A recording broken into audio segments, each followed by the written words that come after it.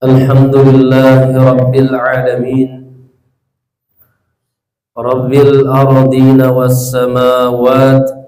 Alhamdulillahilladzi bini'matihi tatimmus salihat wa bi'afwihi tughfaru dhunubu was sayyi'at wa bikaramihi tuqbalul 'ataya wal qurabat wa bilutfihi tustarul uyub was zallat.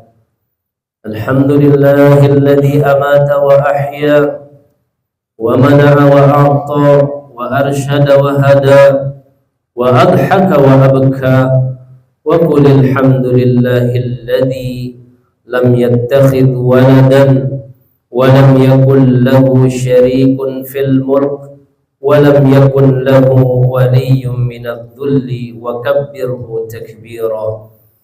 Ashhadu an la ilaha illallah wahdahu la syarika lah wa ashhadu anna Muhammadan abduhu wa rasuluh la nabiyya ba'da.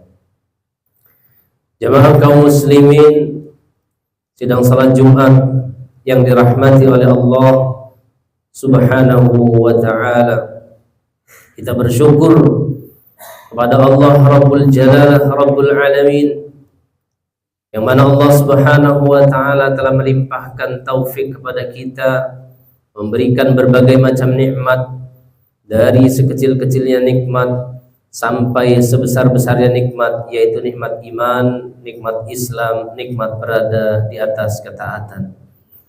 Tidak lupa khatib memberikan wasiat kepada diri khatib dan juga kepada para jamaah yang hadir, hendaklah senantiasa kita meningkatkan ketakwaan kepada Allah Subhanahu wa ta'ala.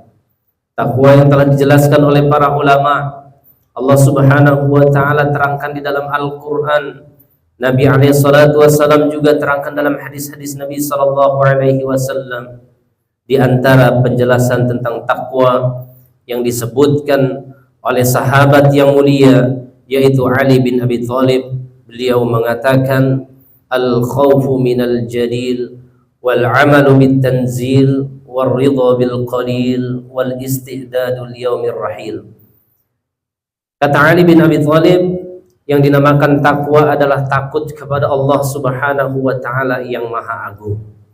Takut jangan sampai kita meninggalkan perintah Allah, takut jangan sampai kita melaksanakan larangan-larangan Allah Subhanahu wa ta'ala. Kemudian wal amalu bitanzil, mengamalkan apa yang ada di dalam Al-Quran, yaitu apa yang diturunkan oleh Allah Subhanahu wa ta'ala berupa perintah-perintah Allah yang ada di dalam Al-Quran dan juga perintah Nabi SAW yang ada di dalam hadis.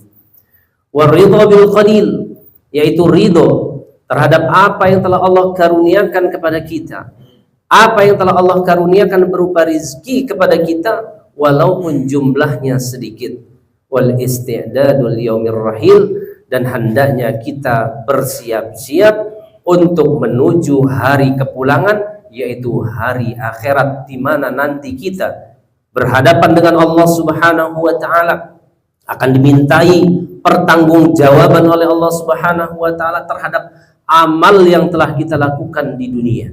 Maka jamaah rahimani wa rahimakumullah, inilah rangkuman yang dinamakan takwa, yaitu takut kepada Allah, ridho terhadap apa yang diberikan oleh Allah, kemudian mengamalkan apa yang telah diperintahkan oleh Allah, dan hendaknya kita bersiap-siap untuk menuju kampung akhirat, yaitu mencari bekal sebanyak-banyaknya. Jemaah rahimani wa rahimakumullah, kita yang hadir di sini, semua kita adalah laki-laki, seorang suami, seorang ayah, atau orang yang memang bertanggung jawab terhadap orang-orang yang ada di bawah kita.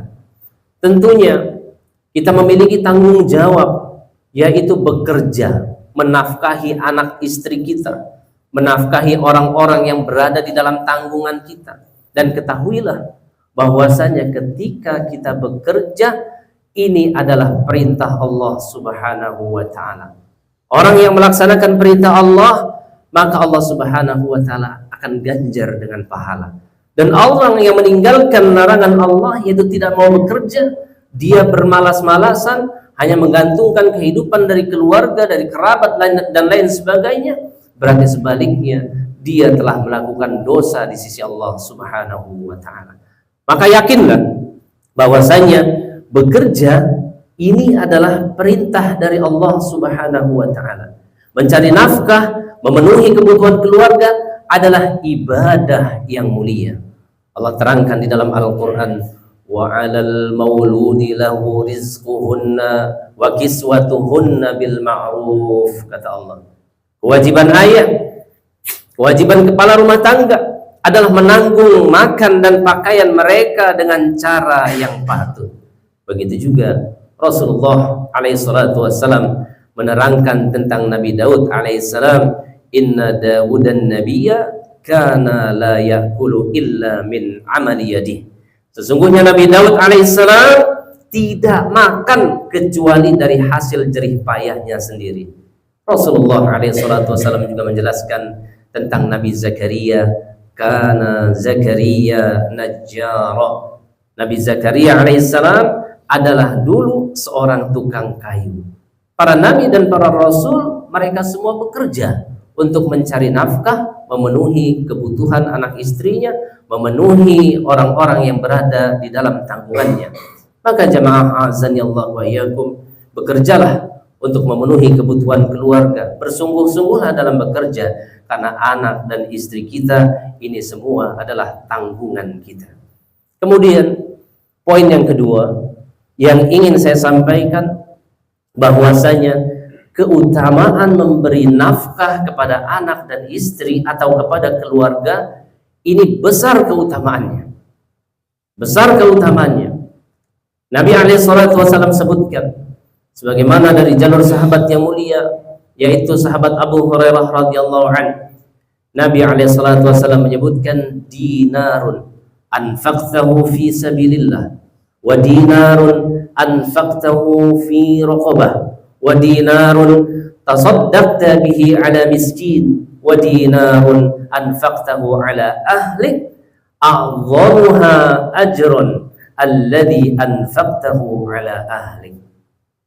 Kata Rasulullah sallallahu alaihi wasallam yang mulia, beliau menyebutkan 1 dinar yang engkau belanjakan, engkau keluarkan di jalan Allah, 1 dinar yang engkau belanjakan, engkau keluarkan untuk memerdekakan budak, 1 dinar yang engkau sedekahkan untuk orang fakir miskin, dan 1 dinar yang engkau belanjakan kepada keluargamu, engkau habiskan untuk anak istrimu, maka yang paling besar, yang paling agung pahalanya adalah yang engkau belanjakan untuk anak istrimu, untuk keluargamu. Disinilah bagaimana keutamaan memberi nafkah anak istri kita. Terkadang kita terhadap anak dan istri, waliya'udzubillah, semoga kita dijauhkan dari sifat kikir, pelit terhadap anak dan istri. Segala sesuatu yang diperhitungkan dari A sampai Z. Akan tetapi ketika sanak kerabat, teman, kolega dan lain sebagainya, berapapun akan kita keluarkan. Untuk apa? Untuk membahagiakan mereka. Jemaah rahimani wa rahimakumullah. Kemudian yang terakhir yang perlu saya sampaikan pada khutbah Jumat kali ini, di dalam mencari rizki, maka carilah rizki yang halal, tinggalkan yang haram. Seorang muslim dituntut untuk mencari pekerjaan yang halal, bukan pekerjaan yang asal-asalan, bukan pekerjaan yang mudah mendapatkan uang. Akan tetapi yang terpenting adalah pekerjaan tersebut ada barokahnya dan juga kehalalannya. Terkadang kita berpikir singkat, potong kompas. Zaman sekarang Ustadz, yang cari yang haram saja susah, apalagi yang halal. Ini tidak benar. Terkadang orang punya visi misi apa? H3, halal haram hantam. Ini keliru. Perkara seperti ini akan menjauhkan keberkahan. Perkara seperti ini akan apa? Akan menumbuhkan akhlak-akhlak yang buruk pada anak dan istri kita. Tatkala anak dan istri kita memakan dari harta haram, lihatlah bagaimana perangainya membantah, bagaimana perangainya yang nakal dan lain sebagainya. Maka inilah sebab-sebab dari harta haram yang diberikan kepada keluarga kita. Ancaman dari Nabi SAW, kullu jasadin nabata min suhtin fannaru aulabi. Setiap badan yang tumbuh dari harta haram, maka neraka pantas baginya. Allah Subhanahu wa taala telah menjamin rizki kita. Nahnu narzuquhum wa iyyakum. Kami, kata Allah Subhanahu wa taala, yang memberikan mereka dan kalian rizki. Untuk penutup khutbah Jumat di awal ini, saya akan membacakan hadis Nabi SAW sebagai motivasi bagi kita, bagi ayah, bagi kepala rumah tangga, bagi orang-orang yang bekerja di luar rumah. Nabi menjelaskan, in kana kharaja yas'a ala waladi sigharan fahuwa fi sabilillah, wa in kana kharaja yas'a ala abawaini shaykhaini kabiraini fahuwa fi sabilillah. Apabila seseorang keluar dari rumah mencari nafkah untuk anaknya yang masih kecil, maka hakikatnya dia berada di jalan Allah. Apabila seseorang yang keluar mencari nafkah untuk memenuhi kebutuhan kedua orang tuanya yang sudah tua renta, maka hakikatnya dia berada di jalan Allah Subhanahu wa ta'ala. Barakallahu li wa lakum fil Qur'anil azim wa nafa'ani wa iyyakum bima fihi minal ayati wa dzikril hakim.